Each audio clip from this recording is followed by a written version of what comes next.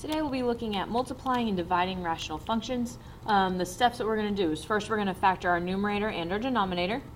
We're going to multiply across. Sometimes it might help to rearrange your numbers because remember multiplication, the order doesn't really matter.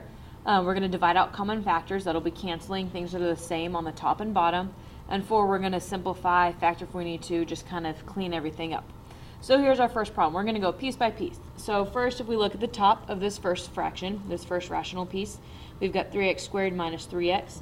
Both of those have a 3 and an x in common, so we'll factor out a 3x. That'll leave me with, that's like dividing by 3x again. So this will leave me with x minus 1. The bottom, we want to multiply to be negative 5, add to be positive 4. So that'd be x plus 5. X minus 1. Then we're multiplying. Over here on the top, we want to multiply to be negative 20, add to be positive 1. That'd be 5 and 4. We want to add to be positive x, so plus 5 minus 4 over 3x. So as we multiply across, really what we're doing is we're just multiplying everything on the top, everything on the bottom. We want to leave them in their factored forms. We're just going to kind of smush it all together. And here's where the rearranging comes in handy. So if we look at the top, everything's just going to smush together. So 3x, x minus 1, x plus 5, x minus 4. Those are all multiplying together. The bottom, I'm going to move this 3x to the front. That way it's not lost in the shuffle. So 3x, and then we have x plus 5, x minus 1.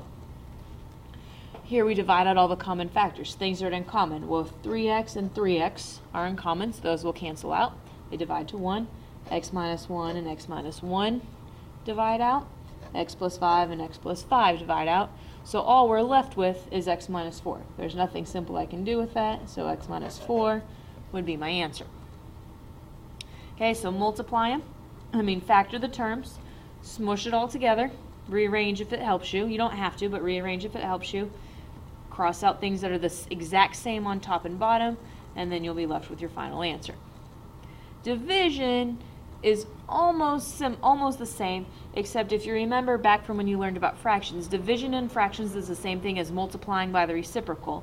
So if we had 2/3 divided by, let's say 3/4, that's the same thing as 2/3 times 4/3. You flip the second fraction. So you're going to take the second fraction and flip it. When you do that, it's the same thing as multiplying, and then we just multiply across. So the same idea happens here. First thing we want to do is change this division to multiplication and find the reciprocal of my second piece. So we have 7x over 2x minus 10. Nothing changes. Now it's going to be multiply. These two are going to switch places. So we'll have x squared minus 11x plus 30 over x squared minus 6x. Okay, now we want to go through and factor everything. The rest of the steps are the exact same as before. So 7x doesn't factor at all. 2x minus 10, those both have a common factor of 2. So we'll factor out the 2. Be left with x minus 5. This next piece, we've got multiplies to be 30, adds to be negative 11. So we're multiplying to be positive, adding to be negative. So we know both terms are negative. 5 and 6 will add to be negative 11. Here we've got a common factor of x. So we're going to factor out that x. We'll be left with x minus 6.